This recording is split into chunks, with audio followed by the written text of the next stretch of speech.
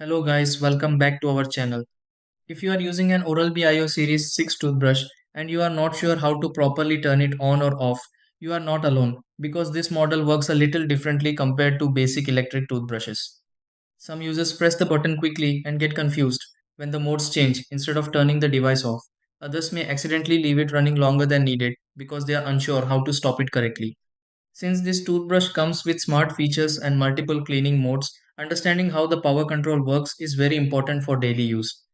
Once you know the correct way, it becomes very simple and smooth to operate every time.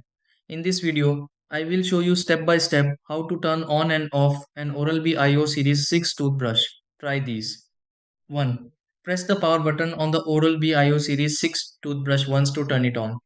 2. Observe the display or lights on the Oral-B IO Series 6 toothbrush when it starts. 3.